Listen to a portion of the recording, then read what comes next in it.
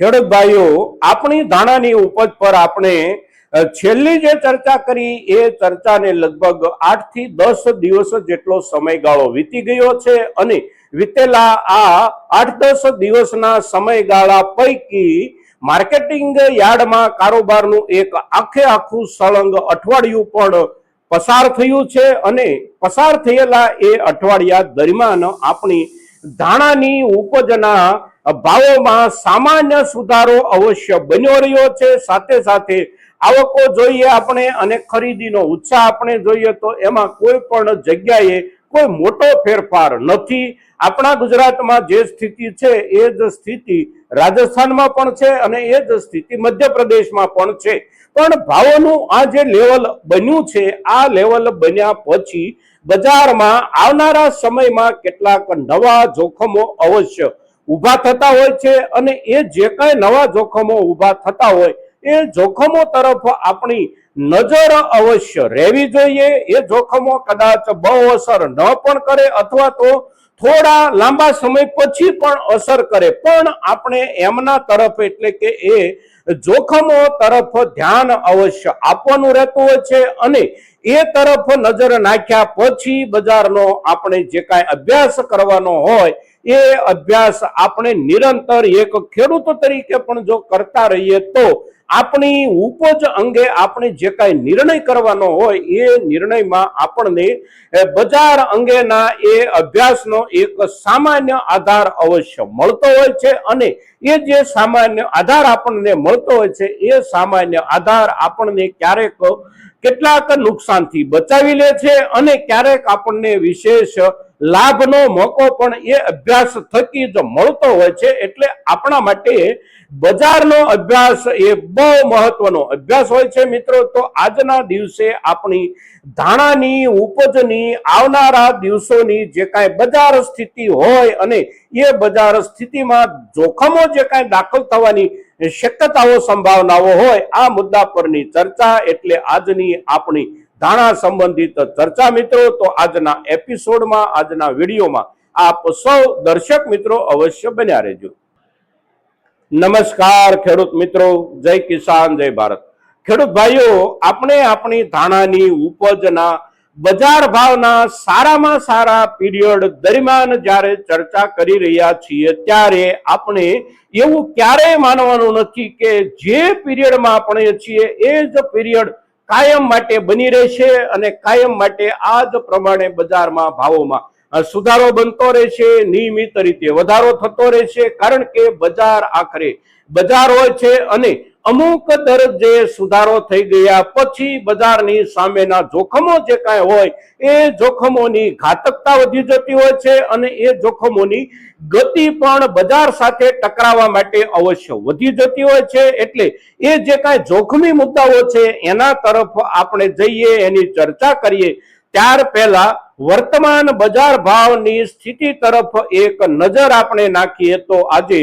તારીખ છે 11 જુલાઈ 2026 અને વાર છે શનિવાર। શનિવારનો દિવસ છે એટલે માર્કેટિંગ યાર્ડમાં સાપ્તાહિક કારોબારનો આજે છેલ્લો દિવસ છે અને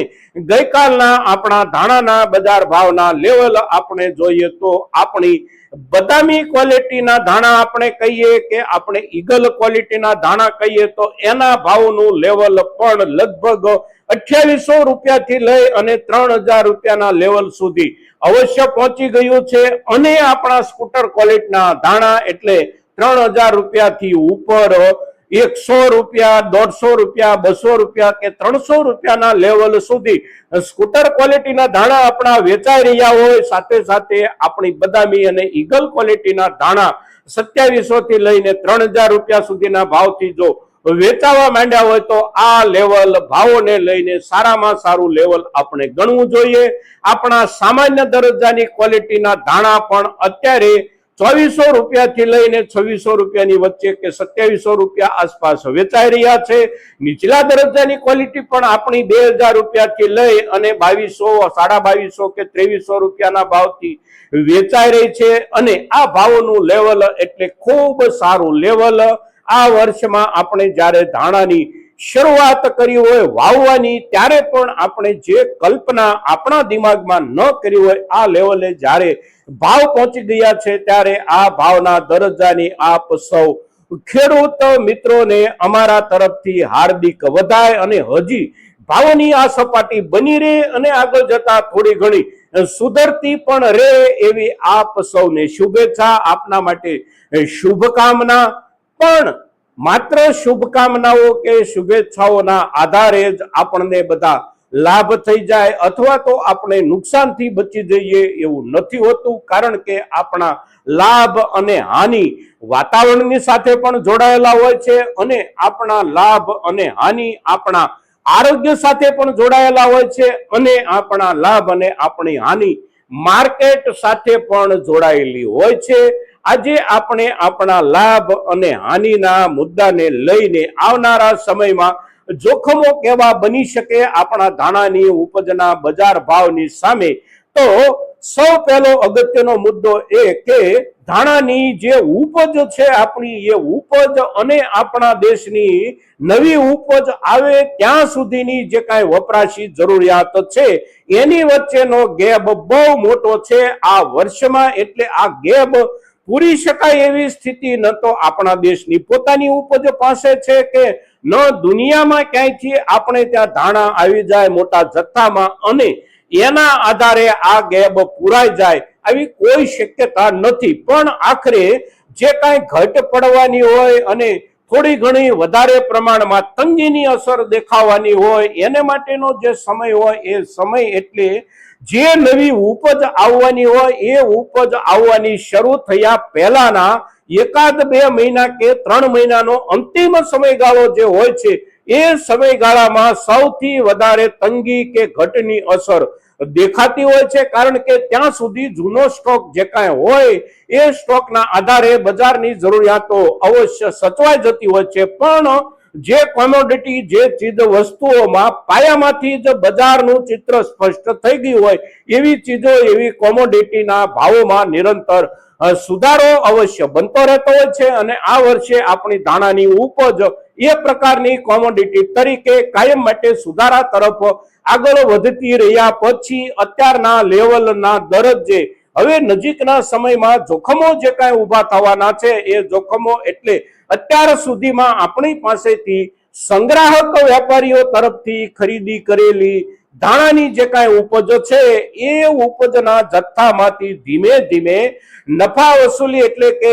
એમાંથી નફો મેળવવાના પ્રયાસો અવશ્ય શરૂ થઈ જશે, કારણ કે ભાવોનું લેવલ આ દરજ્જે જ્યારે પહોંચે ત્યારે આ જોખમ સૌથી પહેલું આપણી સામે આવી જાય છે અને આ જોખમ આપણા ધાણાના બજારના ભાવને આવનારા સમયમાં કાં તો આ દરજ્જે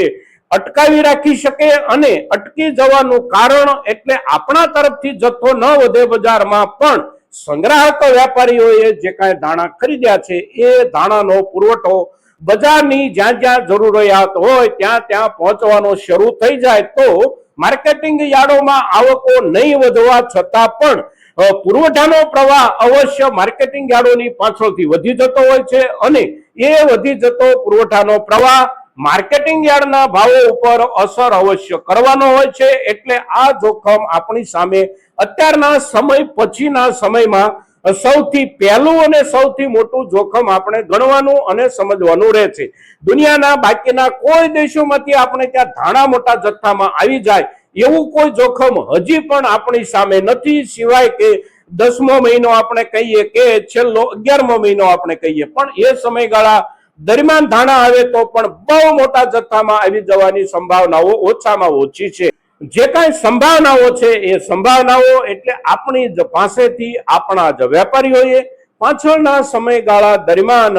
ખરીદી અને અત્યાર સુધી સાચવી રાખ્યો હોય એવો ધાણાનો જથ્થો પુરવઠા પ્રવાહના રૂપમાં બજારમાં દાખલ થાય એટલે આ જોખમ આપણી સામે એકાદ અઠવાડિયામાં આવી જાય, 2 અઠવાડિયામાં આવી જાય અથવા તો 2-3 અઠવાડિયા પછી આવે, પણ આખરે વેપારના હેતુથી જે કાંઈ ઉપજો ખરીદવામાં આવી હોય આ ઉપજો આખરે બજારમાં જ વેચવાની હોય છે એટલે બજારમાં એ વેચાવા માટે પણ અવશ્ય આવવાની જ હોય છે. ક્યારે આવશે અને કેટલા જથ્થામાં આવશે એ અંગેની ચર્ચાઓ આપણે સામાન્ય રૂપમાં કરી શકીએ, પણ પૂરેપૂરો ક્યાસ એનો આપણે કોઈ ન કાઢી શકીએ, વેપારી વર્ગ પણ ન કાઢી શકે અને આપણે ખેડૂતો પણ ન કાઢી શકીએ, પણ એ આવે એટલું અવશ્ય ચોક્કસ હોય છે. એટલે એ ચોક્કસતા જે કાંઈ છે એ જ આપણું હવે પછીના સમયનું જોખમ છે મિત્રો. તો આ જોખમી મુદ્દાઓ છે, એ જોખમી મુદ્દાઓને ધ્યાનમાં રાખી અને